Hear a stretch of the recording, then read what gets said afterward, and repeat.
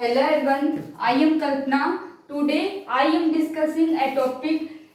Its name is thermodynamics. ये physics का एक टॉपिक है। थर्मोडायनेमिक्स को हम कैसे समझेंगे?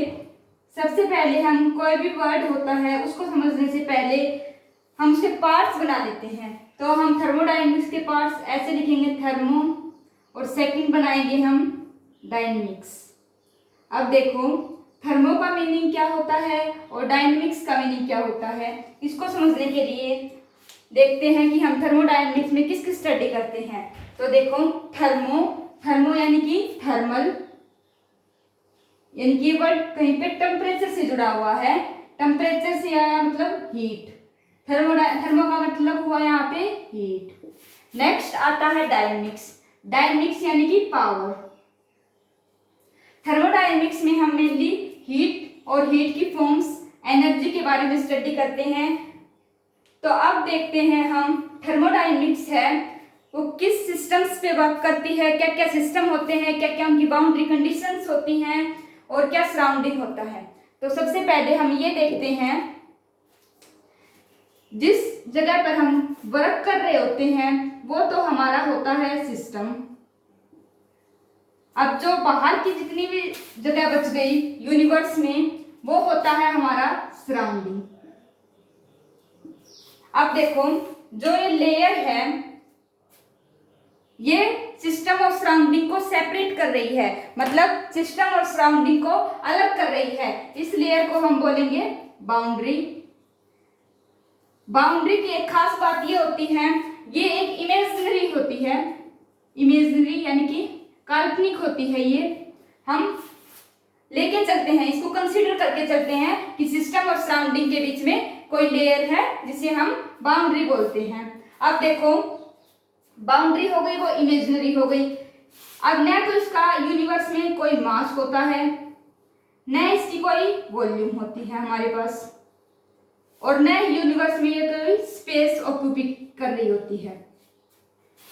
अब नेक्स्ट हम देखते हैं, सिस्टम की बात करते हैं हम। तो सिस्टम मेनली 3 टाइप्स के होते हैं। कौन कौन से? Open system, close system and isolated system. तो सबसे पहले हम ओपन सिस्टम के बारे में बात करते हैं कि ओपन सिस्टम में क्या होता है।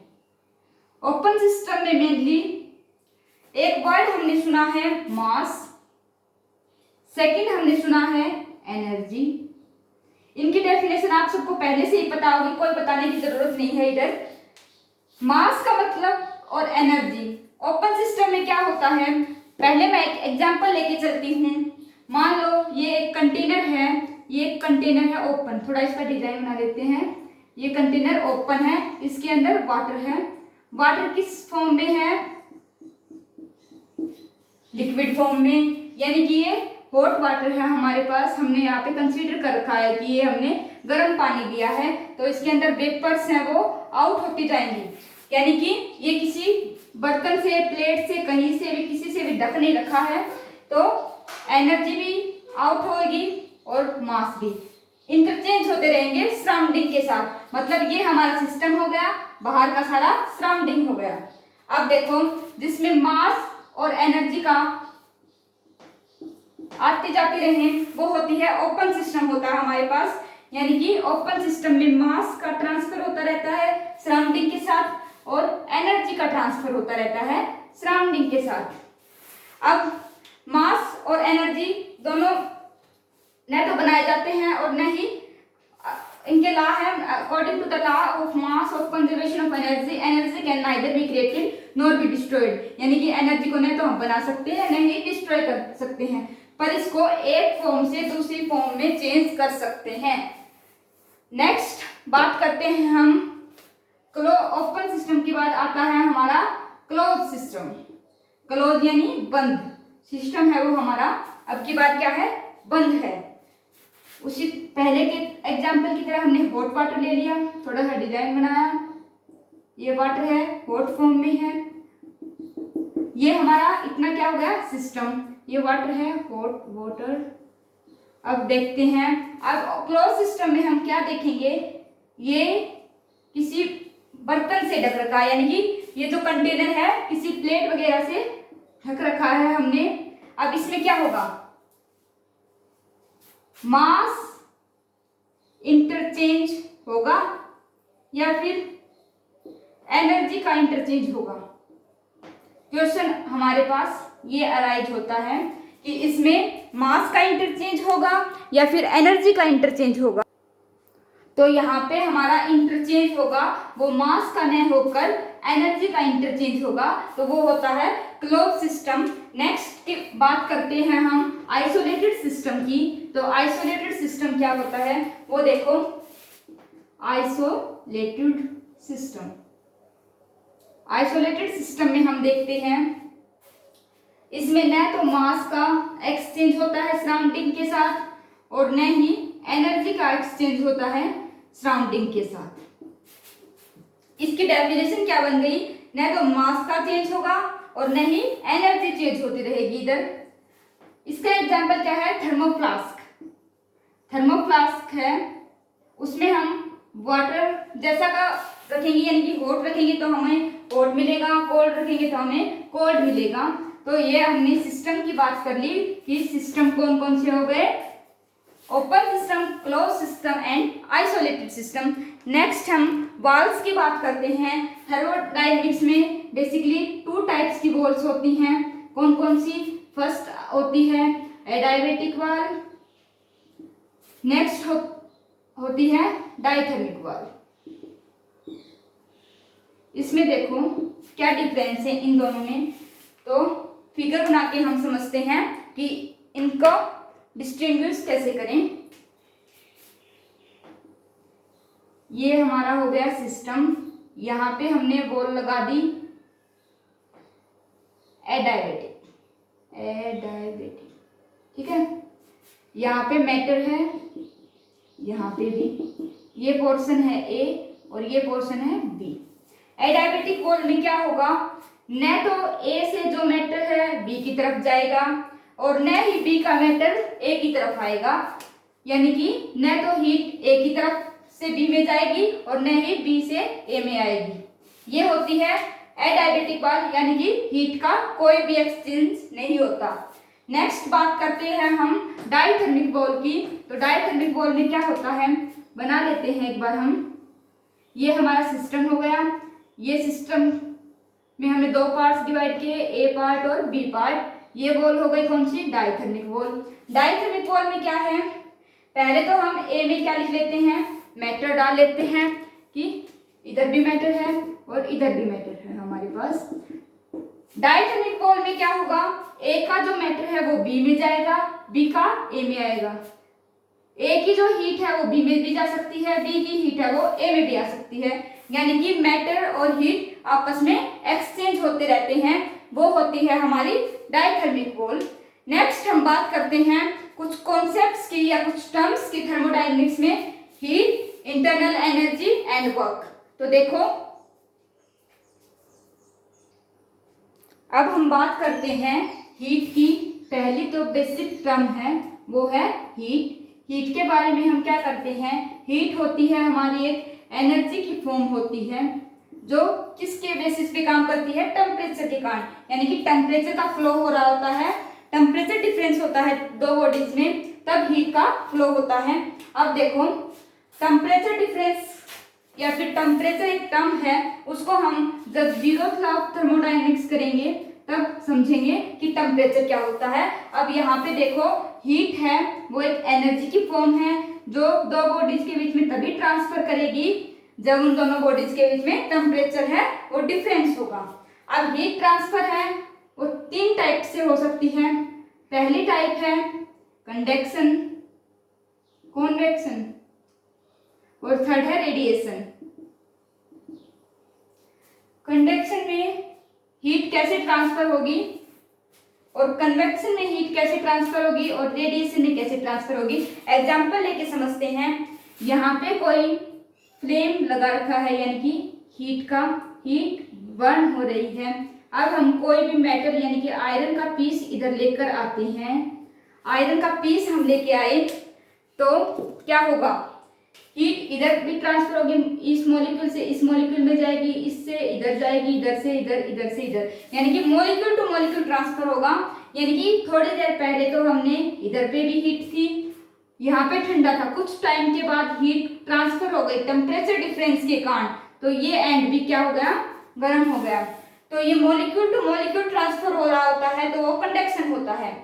कन्वेक्शन में हम क्या करते हैं, अब देखो वाटर है, ये हमने हीट करते हुए रख रखा है, यानी कि हीट हो रहा है ये वाटर, और ये ओपन है। अब हम ये मॉलिक्यूल्स इधर से हीट होकर ऊपर चले जाएंगे, जो कोल्ड मॉलिक्यूल्स हैं वो नीचे आ जाएंगे, फिर ये हीट होकर ऊपर जाएंगे, ऊपर से ये नीचे आएंगे, यानी कि ये होता है कन्वेक्शन। और रेडिएशन में हम क्या करते हैं, जो सन है, सन से जो लाइट आ रही है उससे हम देखते हैं हमें थोड़ी गर्मी महसूस होती है, तो वो हीट होती है, वो रेडिएशन के कारण होती है। अब हीट है, उसकी डेफिनेशन पढ़ ली, और किस किस टाइप से ट्रांसफर होती है हमने वो पढ़ लिया। नेक्स्ट हम पढ़ेंगे हीट है, उसका नेचर कैसा है। तो हम एक तो होता है हमारे पास स्टेट फंक्शन, दूसरा होता है हमारे पास पाथ फंक्शन। स्टेट फंक्शन की बात करें तो स्टेट फंक्शन में क्या होता है, जो भी कोई पार्टिकल है अगर ए पोजीशन से लेकर बी पोजीशन तक जा रहा है तो वो इनिशियल एंड फाइनल पोजीशन पर ही डिपेंड करेगा, बीच में चाहे वो कैसे भी जाए कोई डिपेंड नहीं करता। पाथ फंक्शन की बात करें तो हम देखेंगे ये पार्टिकल ए से कैसे जा रहा है, इस पाथ से जा रहा है, इस पाथ से जा रहा है, या फिर ऐसे होकर जा रहा है, कैसे भी। तो हीट है वो हमारे पास पाथ फंक्शन है। देखते हैं कि बॉडी में हीट इधर से इधर ऐसे जा रही है, या फिर पहले ये बॉडी गर्म हो रही है, या फिर ये हो रही है, ये हम देखेंगे। तो हीट है वो हमारे पास एक पाथ फंक्शन है। अब नेक्स्ट हम देखते हैं, जब हीट को हम क्यू से रिप्रेजेंट करते हैं, कई जगह पर हम इसको डेल क्यू भी लिखा देखते हैं। डेल क्यू का मीनिंग होता है small change in heat, small change in. Next हम बात करते हैं हीट कई जगह पर हमें पॉजिटिव दिखने को मिलती है, कई जगह हमें नेगेटिव दिखने मिलती है। नेगेटिव और पॉजिटिव का मीनिंग क्या होता है, तो देखो जब हीट हमारे पास 0 से छोटी हो, यानी कि हीट है वो नेगेटिव हो, तो हम हीट को सिस्टम से ले रहे होते हैं, हीट है वो सिस्टम से हम ले रहे होते हैं। अगर हीट 0 से बड़ी हो यानी कि पॉजिटिव हो तो हमें सिस्टम को हीट देनी पड़ती है। ये हो गया sign convention of heat. Next हम बात करते हैं हीट के फॉर्मूले यानी कि डेरिवेशन की। तो देखो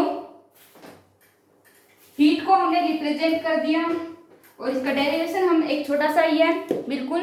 हीट को हम रिप्रेजेंट करते हैं डेल क्यू से, डेल क्यू से रिप्रेजेंट किया तो पहली एक टर्म आएगी, हीट है वो किसी बॉडी में इतनी ट्रांसफर होगी, वो किसके डायरेक्टली प्रोपोर्शनल होगी, उसकी मास के डायरेक्टली प्रोपोर्शनल होगी। जितना ज्यादा बॉडी का मास होगा उतनी ज्यादा हीट बॉडी में होगी।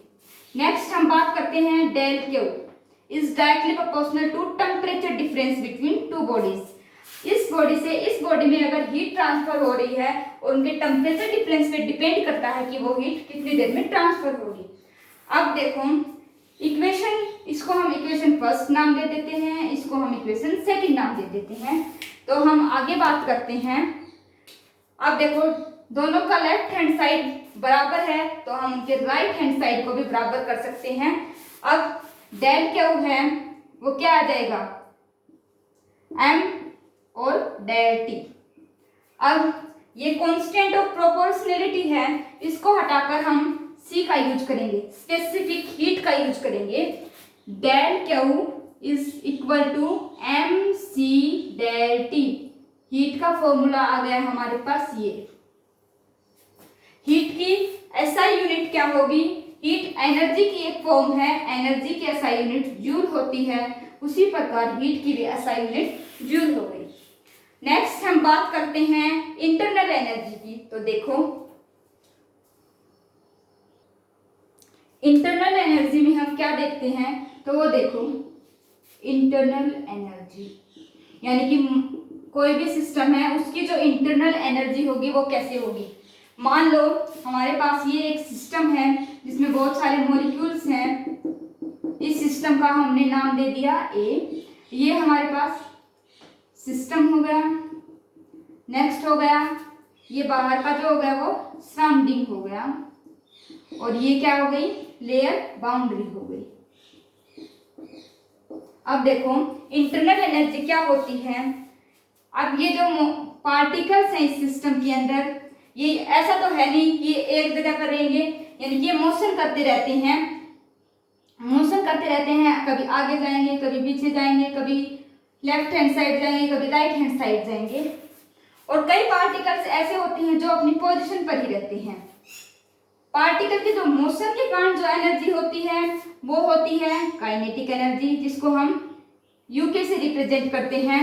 और जो पोजीशन के कारण एनर्जी होती है वो यूपी होती है, यानी कि पार्टिकल की जो पोटेंशियल एनर्जी होती है।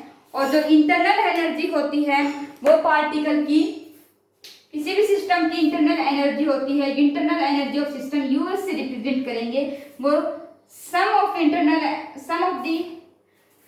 Internal energy of kinetic and potential. किसी भी सिस्टम की अगर हमें इंटरनल एनर्जी फाइंड करने के लिए बोल रखा हो तो हम पहले तो उसकी काइनेटिक एनर्जी को फाइंड आउट करेंगे, फिर उसकी पोटेंशियल एनर्जी को फाइंड करेंगे और फिर दोनों को ऐड कर देंगे। अब नेक्स्ट बात आती है, ये जो इंटरनल एनर्जी है वो पाथ फंक्शन है या फिर स्टेट फंक्शन है, यानी कि इसका नेचर क्या है। मान लो एक पार्टिकल ए है, ये पार्टिकल है बी। ए पार्टिकल को बी पार्टिकल के पास जाना है, यानी कि इसकी इनिशियल प्रेशर लिख देते हैं P1, final initial volume V1, initial temperature T1, final temperature P2, final volume V2, final temperature T2। अब देखो P1 V1 T1, P2 V2 T2। अब A पार्टिकल जाता है B पार्टिकल से, ये चाहे A से B में कैसे भी जाए, इंटरनल एनर्जी है वो स्टेट फंक्शन है, यानी कि ये ए की पोजीशन पर ही डिपेंड करेगा और बी की पोजीशन पे ही डिपेंड करेगा, न कि पाथ फंक्शन, यानी कि बीच में चाहे कैसे भी जाए कुछ इफेक्ट नहीं पड़ता, सिर्फ इनिशियल एंड फाइनल पोजीशन को ही देखती है इंटरनल एनर्जी। नेक्स्ट हम बात करते हैं वर्क के बारे में। तो देखो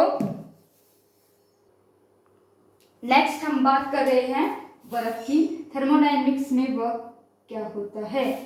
अब वर्क देखो, ये कोई भी सिस्टम ले लिया मैंने, मान लो ये हमारे पास है सिस्टम, बाहर वाला क्या हो गया सराउंडिंग, बीच वाली हो गई बाउंड्री, बार बार लिखने की जरूरत नहीं है।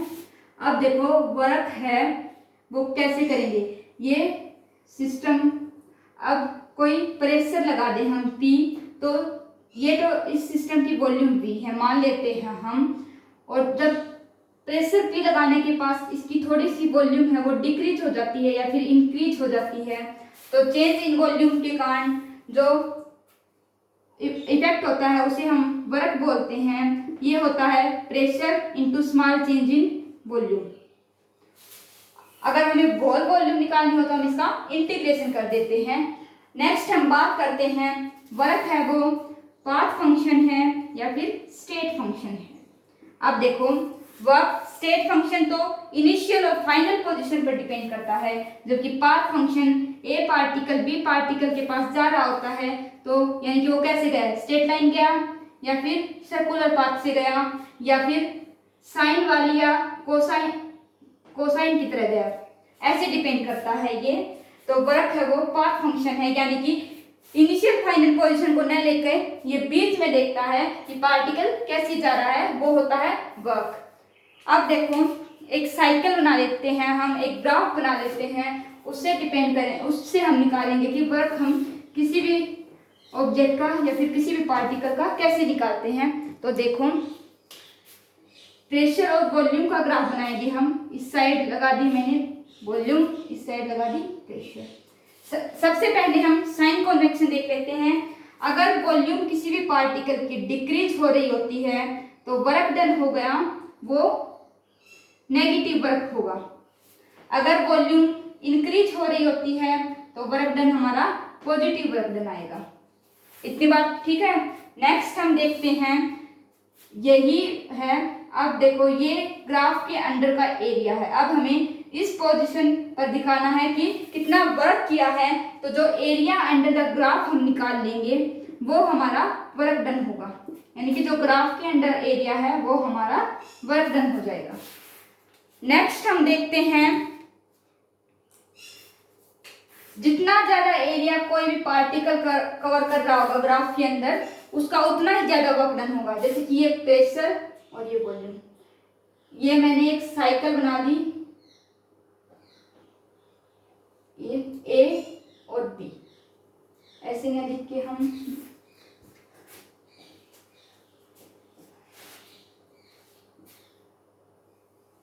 ए एन, ए और ये हो गया बी। अब देखो ए का जो एरिया है इधर से लेकर इधर तक, ये कंप्लीट एरिया ए का है, और बी का ए से कम है। बी का कितना है, इतना तो सीधा दिख रहा है, बी का एरिया कम है, तो वर्क डन है वो ए जो पार्टिकल कर रहा है उसका ज्यादा होगा, यानी कि जिसका जितना एरिया ज्यादा कवर होगा ग्राफ में, उसका उतना ही ज्यादा वर्क डन होगा। नेक्स्ट हम देखते हैं, अगर कोई भी साइक्लिक प्रोसेस है, यानी कि इसको ही हम साइक्लिक बना लें, यानी कि क्लॉकवाइज बना लें। क्लॉकवाइज डायरेक्शन में वर्क डन हमेशा पॉजिटिव होता है। अगर इसको हम एंटी क्लॉकवाइज बना लें तो work done anti clockwise direction में नेगेटिव होता है। नेक्स्ट हम पढ़ेंगे zeroth law of thermodynamics. Zeroth law of thermodynamics